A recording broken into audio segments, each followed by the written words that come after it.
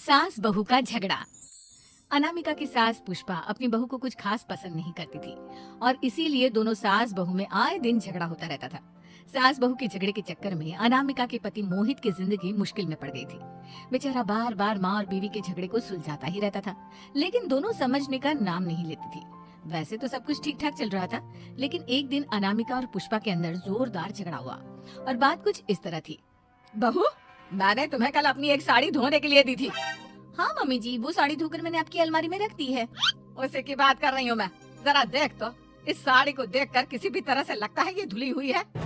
अरे मम्मी जी, मैंने आपकी साड़ी वॉशिंग मशीन में अच्छे से धोकर सुखाकर आपकी अलमारी में तह बनाकर रखी थी। आपके तो नखरे खत्म ही नहीं होते। अरे कैसे बात कर रही है मुझसे? मेरे नखरे? अरे मोहित, जरा ये देख तो, ये साड़ी धुली हुई लग रही है क्या? अरे मम्मी, जब अनामिका कह रही है कि उसने साड़ी धोई थी तो मान लो ना। हर बात पर झगड़ा करना जरूरी है क्या?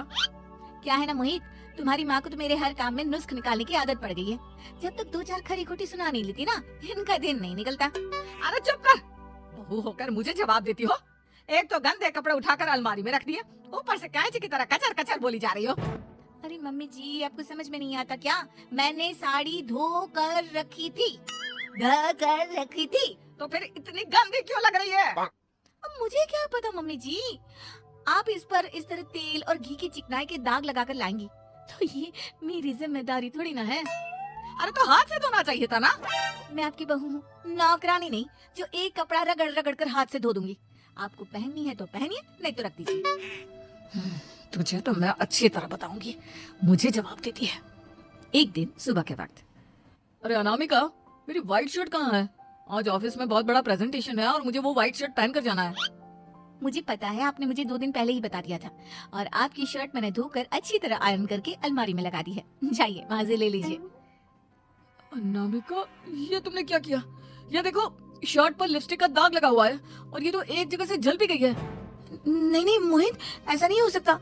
मैंने तो तुम्हारी शर्ट ठीक से इस्त्री करके अलमारी में लगाई थी। तो फिर ये जल कैसे गई अपने आप? अलमारी में लटके लटके थोड़ी ना जल जाएगी। पर मोहित, मुझे अच्छी तरह याद है। देखो, अपनी गलती को छुपाने की कोशिश मत करो। और अगर शर्ट जल भी गई थी तो तुम्हें पहले बताना चाहिए था ना। मैं नई शर्ट लेकर आ जाता। अब ऐन वक्त पर शर्ट कहाँ से लेकर आऊं? मेरा इतना इम्पोर्टेंट प्रेजेंटेशन था, सब खराब हो जाएगा। अरे बेटा, क्यों परेशान होता है? ये देख, मैंने तेरे लिए पहले से ही एक नई व्हाइट शर्ट ला कर रखी है। लेकिन मम्मी, आप मेरे लिए व्हाइट शर्ट क्यों लेकर आई? अरे मुझे पता था तेरा प्रेजेंटेशन होने वाला है और अपनी इस बहू पर तो मुझे बिल्कुल भी भरोसा नहीं। क्या पता मेरी साड़ी की तरह तेरी शर्ट भी गंदी करके रख देती। और देख, वही हुआ ना। बेटा, सारी टेंशन छोड़ और ये नई शर्ट पहन कर जा। थैंक यू मम्मी, आज तो आपने बचा लिया मुझे। कुछ दिनों के बाद, अरे अनामिका, जानती हो, ऑफिस में मेरा जो दोस्त है ना अमर, आज उसका बर्थडे है और उसे तुम्हारे हाथ का चॉकलेट केक बहुत पसंद है। थोड़ा सा बनाकर टिफिन में रख दो ना प्लीज। हाँ हाँ, क्यों नहीं, मैं बहुत अच्छा केक बनाकर आपके दोस्त के लिए रख दूंगी। तुम्हारे हाथ का खाना खाकर तो वैसे ही मेरे ऑफिस के सारे लोग इतनी तारीफ करते हैं, क्या बताऊं। प्लीज एक अच्छा सा केक और बना दो, मेरी तो ऑफिस में शान बढ़ जाएगी। अनामिका केक बनाने के लिए रख देती है। पुष्पा चुपचाप जाकर उस पर ढेर सारा नमक डाल देती है। देख अमर, तेरी भाभी ने तेरे लिए चॉकलेट केक बनाकर भेजा है, तुझे बहुत पसंद है ना? यार, तू बहुत किस्मत वाला है, भाभी इतना अच्छा खाना बनाती है और साथ में केक भी। वैसे भाभी को थैंक यू बोलना। थैंक यू बाद में, पहले तो ये केक खा कर देख, बहुत मेहनत से बनाया है अनामिका ने। अरे यार, इस केक में तो बहुत सारा नमक है। लगता है भाभी ने शक्कर की जगह खूब सारा नमक डाल दिया है। अरे मोहित, तू तो अपनी बीवी की कुकिंग की बहुत तारीफ करता फिरता है। जरा पूछना अपनी बीवी से, केक में नमक कब से डलने लग गया? क्या यार, तुझे भी मेरा ही जन्मदिन मिला था बिगाड़ने के लिए? केक नहीं लाना था तो मत लाता, कम से कम मुझे इस तरह नमक वाला केक तो नहीं खिलाता। अरे नहीं यार, अनामिका ऐसा नहीं कर सकती, जरूर कुछ गड़बड़ हुई होगी। घर जाने के बाद, अनामिका, अगर तुम्हारा केक बनाने का मन नहीं था तो ना बनाती, लेकिन मेरी बेइज्जती करवाने की क्या जरूरत थी? अरे आपकी बेइज्जती, ये आप क्या कह रहे हैं? मैंने तो सुबह आपको इतने अच्छे तरीके से केक बना कर दिया था। हाँ, लेकिन उसमें इतना सारा नमक डाल दिया था कि आज ऑफिस में मेरा अच्छा खासा मजाक बना है। मेरे सारे दोस्त हंस रहे थे मुझ पर। अरे बेटा, मैंने तो तुझे पहले ही समझाने की कोशिश की थी। एक नंबर की गैर जिम्मेदार है ये लड़की, कोई काम ठीक से नहीं करती। उस दिन भी गंदी साड़ी रख दी थी मेरी अलमारी में और झूठ बोल रही थी। कुछ दिनों के बाद, अनामिका देखो, मैंने अपना लैपटॉप चार्जिंग पर लगाया है उसे अच्छी तरह चार्ज होने देना। मेरी एक अर्जेंट मीटिंग है, प्लीज बीच में से हटाना मत। हाँ हाँ ठीक है, मैं नहीं हटाऊंगी। पुष्पा चुपचाप से जाकर चार्जिंग का बटन बंद कर देती है। थोड़ी देर बाद अरे ये लैपटॉप चार्ज क्यों नहीं हुआ? और ये बटन किसने ऑफ कर दिया? अनामिका इधर आओ। क्या हुआ, क्यों चिल्ला रहे इतना?